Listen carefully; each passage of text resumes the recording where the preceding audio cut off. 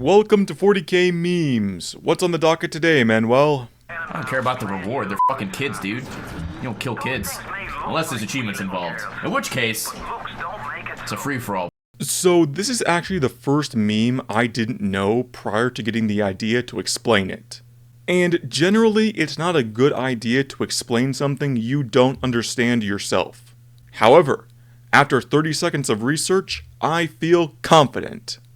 Now, like a prostitute who does missionary in an open garden, I have to deal with a little background. At this point, I've done enough videos that everyone understands the basic Primarch recipe. Gestation pods, Erda fucks up everything for everyone, biggest scavenger hunt ever conceived, and everyone's friend, Jon Stewart, Vulcan, landed on the big volcano planet of Nocturne. To begin with, Vulcan's childhood was very unremarkable by Primarch standards. Starts out in the wilderness killing monsters, eventually the native human settlements befriend him or he befriends them, ascends to a role as leader. I can think of at least 3 other Primarchs that had this or almost this exact same thing happen to them. Where Vulcan's story diverges a bit is that he was one of the few Primarchs to have experience with Xenos prior to the Big E's arrival. And you want to talk about making a bad first impression, those Xenos were the Drukhari. The most sharp-edged army in the entire game, setting, and real life of 40k. I say real life too because I owned and may own again a Drukhari army for a little while. So I speak from experience when I say you will actually cut yourself on those models. It's not a joke, though it is pretty funny. Anyway, Vulcan had to repel at least one, but maybe more, Drukhari raiding attempts on his adopted homeworld, killing literally hundreds of Dark Eldar by himself, and it's no secret how. He's huge. That is a large individual. This had 2 lasting effects. First, it gave him his trademark compassion for his fellow humans because he saw the hardships they had to suffer, both from their harsh planet and the raiding parties. Secondly, it made him very hostile towards Xenos, and swear that whenever it comes to the Eldar. Any Eldar. Now, let's fast forward a little bit to the Crusades. The Emperor has finally united the last of his sons, and everyone is not one big happy family. You see, even before the time of the heresy, things were kind of tense between brothers, with most of them forming rivalries. Imperial Fists against the Iron Warriors, White Scars against the Death Guard, Space Wolves against the Space Nerds. On and on it went to the compassionate Salamanders' distaste for the, shall we say, very uncompassionate Night Lords. The Night Lord's Primarch Conrad Kurz had issues. Or, maybe better to say, he was a bundle of issues stuffed into a humanoid skin, with potentially the chief among those issues being a deep-seated self-hatred. He didn't like being reminded of the monster that he was, and Vulcan's philanthropy did just that. Conversely, Vulcan saw Kurz's penchant for cruelty to be disgusting and tried to report him to Internal Affairs several times. We'll leave these two to their brotherly catastrophe for a moment as we pop over to an as yet ununited world called Katan. This place had a very different experience with Eldar than Vulcan's homeworld. They had been beset by Drukhari raiders too, only to be saved by another faction of the Eldar called the Exodites.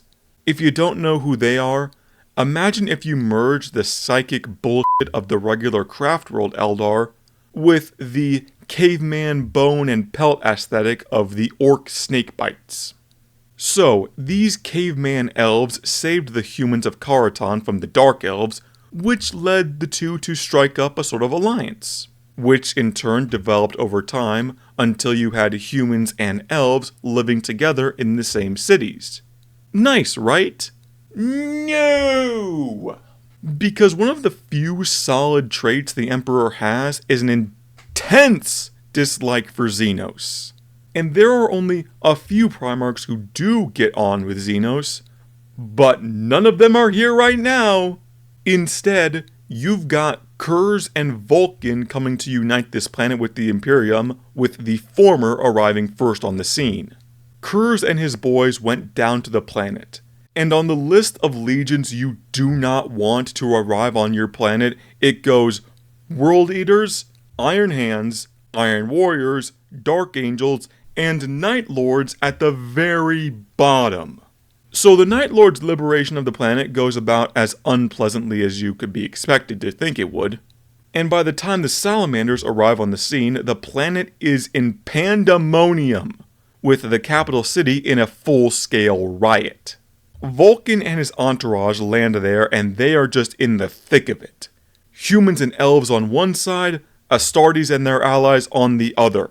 I've seen conflicting reports on this next part, but sometime during the battle, Vulcan's remembrancer, who are like biographers of important people in the Imperium recording great deeds, she eats a bolter shell and basically gets blown in half, which really gets Vulcan's temper going.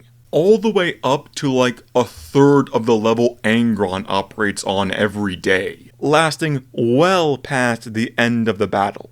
And here, amongst the slaughter and aftermath of the battle, Vulcan finds an injured Exodite witch. She's not exactly a child, but she is described as childlike or barely an adult. She's young, is the point. And she's all battered and dirty and scarred and burnt and all this crap from the battle, unable to stand, just holding up her hands in surrender. And at first, Vulcan moves to help her. But then he looks around at this sea of dead in the aftermath. Unaware of how much the Night Lords had done to escalate things, he just sees all the death the Eldar have wrought, yet again. So Vulcan looks down on this surrendering alien and...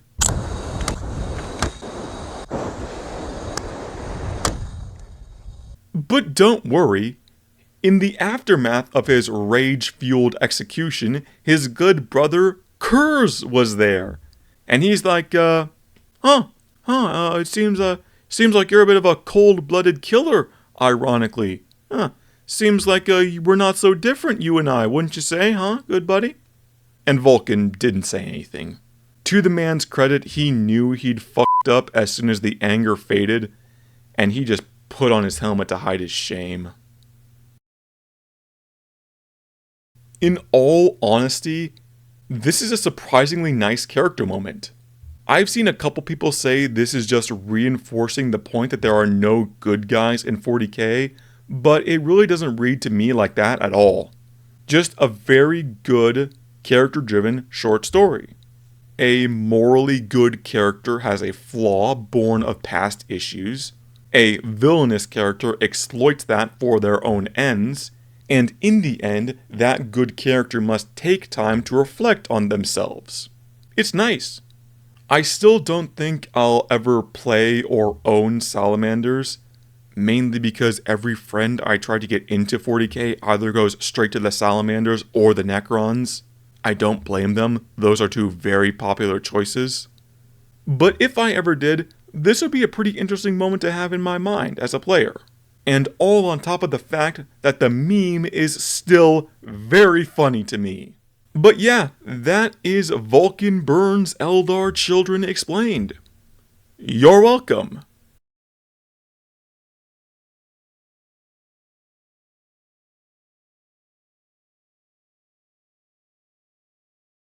Also, since I mentioned Vulcan and Kurz, I'm gonna get so many comments if I don't mention the torture maze. Basically what happened there is Vulcan made a big-ass no, it wasn't Vulcan, who won it? Perturabo made big-ass maze of torture, which then Kurz used to torment Vulcan. And that went on for just a long-ass time as Kurz just kept toying with him. These two really hated each other. Like, I know Dorn and Pert get a lot of the big brotherly rivalry, these two hate each other just as much, if not more.